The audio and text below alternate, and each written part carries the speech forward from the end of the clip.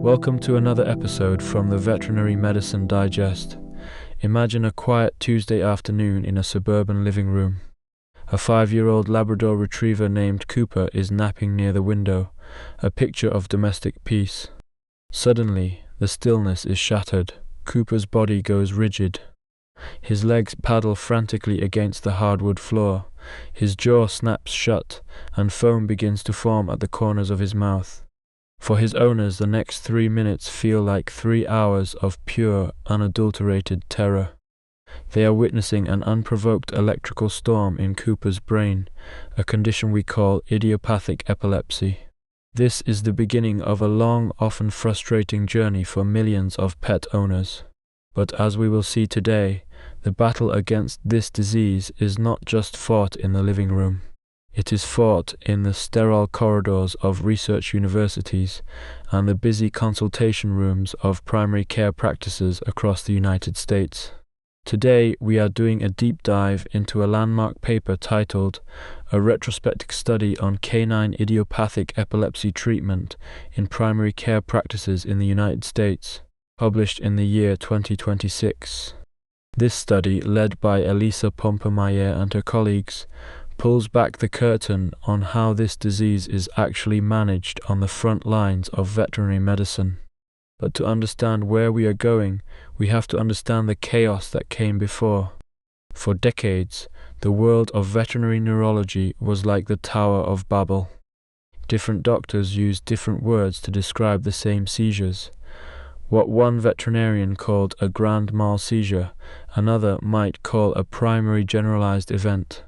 This lack of a common language made it nearly impossible for researchers to compare notes or for primary care doctors to follow a standardized playbook.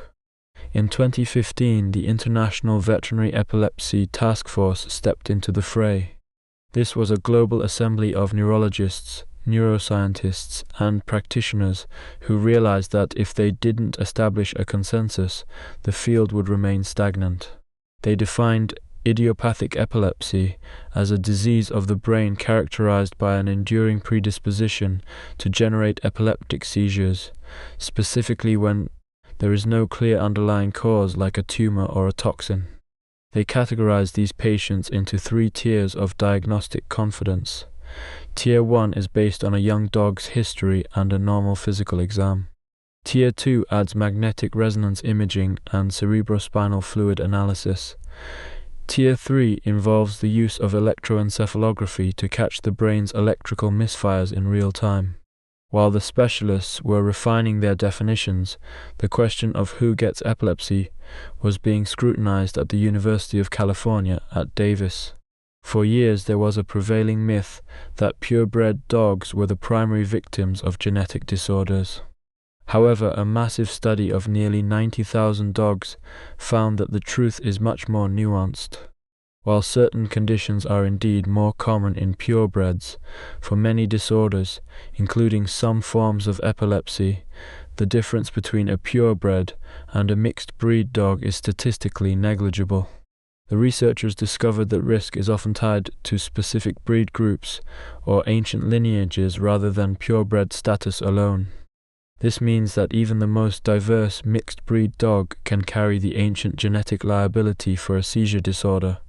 But how do we diagnose it? This is where the tension between the gold standard of care and the reality of primary care becomes palpable. In a perfect world, every dog with a seizure would get a high-field magnetic resonance imaging scan and a spinal tap. But these procedures are expensive, and they require general anesthesia, which is never entirely without risk. A study from the University of Liverpool explored this very tension. They looked at over 400 dogs who were neurologically normal in between their seizures. What they found was striking. In dogs between the ages of 1 and 6 years, the magnetic resonance imaging found a structural cause for the seizures in only 1.6% of cases. For dogs under 1 year of age, that number was 0. This suggests that for a young, otherwise healthy dog, the likelihood of a brain tumor or a structural malformation is incredibly low. Similarly, researchers in Australia and the United Kingdom looked at the utility of cerebrospinal fluid analysis. They found that while about 11% of dogs with suspected idiopathic epilepsy had mild abnormalities in their spinal fluid, these findings almost both never changed how the dog was actually treated. These studies provide a powerful scientific backbone for the primary care veterinarian who tells a worried owner that they might not need a $3,000 imaging scan right away. This brings us to the medications. If the brain is an electrical circuit, these drugs are the insulators. The oldest player in the game is bromide. Discovered in 1857 by Sir Charles Locock, it was originally used to treat what they called hysterical epilepsy in young women during the reign of Queen Victoria. It was a revolutionary drug, the first effective anti-seizure medication in human history, but it was a double-edged sword. It caused mental dullness and severe skin eruptions in humans. By 1912, when phenobarbital was discovered, bromide began to fade into the background of human medicine. However, in the veterinary world, bromide found a second life. In 1991, it was introduced as a powerful add-on for dogs whose seizures couldn't be controlled by phenobarbital alone. It doesn't go through the liver, making it a safer option for dogs with hepatic issues, but it isn't perfect. In cats, it can cause a life-threatening inflammation of the lungs, making it essentially a forbidden drug for our feline friends. Now, with this background in place, we can finally dive into the centerpiece of our discussion, the 2026 Banfield study. This wasn't just a small sample from a single university. This was an interrogation of a massive database comprising more than 1,000 primary care hospitals across 42 states, the District of Columbia, and Puerto Rico. The researchers looked at nearly 3 million unique canine patients over a 4-year period. Their goal was to see how primary care veterinarians in the real world were actually diagnosing and treating idiopathic epilepsy. The first revelation was the prevalence. Out of nearly 3 million dogs, only 853 met their strict criteria for idiopathic epilepsy. This resulted in a prevalence of 0.03%. Now, if you are familiar with the UK statistics, you might notice this is much lower than the 0.6% reported in the Vet Compass studies. Why the discrepancy? The Banfield researchers believe it comes down to their incredibly high bar for inclusion.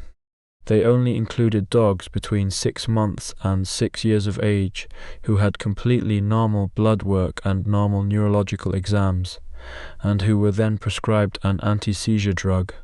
By excluding older dogs and those who weren't put on medication, they likely filtered out a large number of cases, giving us a very conservative estimate of the disease's reach.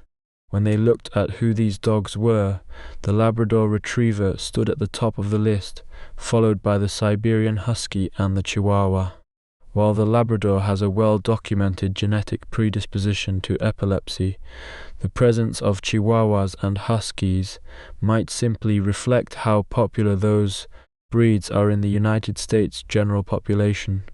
Interestingly, 60.6% of the affected dogs were male. This overrepresentation of males has been noted in several studies across different countries and breeds, suggesting that there may be a sex-linked component to how the disease is inherited or expressed. But the real meat of the study was in the medicine cabinet. What are primary care veterinarians reaching for first? The data showed a neck-and-neck race between the old guard and the new wave. Phenobarbital was the top choice, prescribed to 34.9% of dogs. Close on its heels was levetiracetam at 31.3%. Zonisamide followed at 22.9%, while potassium bromide was used as a first-line therapy in only 11.1% of cases. This tells a fascinating story about the evolution of veterinary practice. For decades, phenobarbital was the undisputed king. It is cheap, it is effective, and every veterinarian knows how to use it. but it requires constant blood monitoring and can in some cases damage the liver. Enter levetiracetam. This drug, often known by the brand name Keppra, has become a favorite in the United States primary care setting. It has almost no side effects, it isn't metabolized by the liver, and it generally doesn't require the same level of intensive blood monitoring as phenobarbital.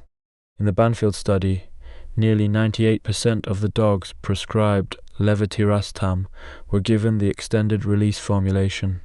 This is a critical point. The regular version of the drug has to be given 3 times a day because the body clears it so quickly. For a working pet owner, that is a logistical nightmare. The extended release version allows for twice daily dosing, which dramatically improves the chances that a dog will actually get every dose on time. However, the study also highlighted some of the practical challenges of this new favorite. Extended release tablets are usually 500 milligrams and cannot be easily split without ruining the slow release coating. This means that for a tiny Chihuahua, the veterinarian has to be creative, sometimes resulting in a dose that is much higher than what the textbooks recommend, because the pill size simply doesn't allow for a smaller increment. The Banfield researchers also looked at how well primary care veterinarians were following the guidelines set by the American College of Veterinary Internal Medicine. The news was largely positive. Most phenobarbital doses were right around 2.5 milligrams per kilogram, exactly what the specialists recommend. Zonosamide doses were also in line with the consensus. This suggests that the hard work of the task forces and the specialists is actually filtering down into the thousands of neighborhood clinics where most pets receive their care. But there was one area where the data suggested room for improvement: monitoring. Phenobarbital levels were checked in about 77% of dogs, which is quite high. But for dogs on potassium bromide, only 31.6% had their levels checked. This is a concern because bromide is incredibly sensitive to a dog's diet. If a dog on bromide suddenly switches to a salty treat or a new high chloride food, their blood levels of the drug can plummet in a matter of hours, leading to a sudden and dangerous breakthrough seizure. The study suggests that this lack of monitoring might not be the veterinarian's fault. It often comes down to the owners. Therapeutic drug monitoring costs money, and after paying for the initial exam and the medications, some owners simply cannot afford the follow-up blood work. This is the reality of the primary care frontier. It is a constant balance between what the science says is best and what the owner's bank account allows. Another interesting find was the use of loading doses. When you start a drug like phenobarbital or bromide, it can take weeks for the levels in the blood to reach a steady state. A loading dose is a large initial surge of medication designed to get those levels up to a therapeutic range in a matter of days. The Banfield study found that about 28% of dogs starting on bromide were given a loading dose, but the protocols for these doses were all over the map. Some were aggressive and some were cautious. This highlights a gap in our current scientific literature. We still don't have a universally agreed upon loading protocol for primary care. So, what does this all mean for Cooper the Labrador and his owners? It means that the landscape of epilepsy is changing. We are moving away from a one-size-fits-all approach and toward a more tailored, practical model of care. We are learning that while advanced imaging and specialist care are invaluable, a primary care veterinarian with a solid understanding of phenobarbital and levetiracetam can provide excellent, evidence-based care for the vast majority of patients. The 2026 study reinforces that most dogs with idiopathic epilepsy will be diagnosed in a Tier 1 fashion, based on their age and a normal neurological exam. It tells us that phenobarbital remains a reliable workhorse, but that levetiracetam is rapidly becoming a preferred alternative due to its safety profile. It also serves as a reminder that we need to do a better job of educating pet owners about the importance of monitoring drug levels, especially for older medications like bromide. As we look to the future, the researchers call for more evidence-based guidelines on the new generation of drugs. We need to know exactly what the best starting dose is for extended-release levetiracetam. We need to find ways to make therapeutic drug monitoring more accessible and affordable. And we need to continue to bridge the gap between the academic world of the specialist and the practical daily world of the primary care provider. Canine idiopathic epilepsy remains a complex and sometimes devastating disease, but as this deep dive has shown, we are no longer wandering in the dark. We have the definitions, we have the drugs, and we now have the massive datasets that tell us exactly how we are doing on the front lines. For Cooper and his family, that means there is hope. It means that while the paddled feet and the foamed mouth are terrifying, they are not the end of the story. Thank you for listening. The titles for the referenced papers are in the video description. From Vet Med Digest, where we keep minds inspired, hearts light and tails wagging.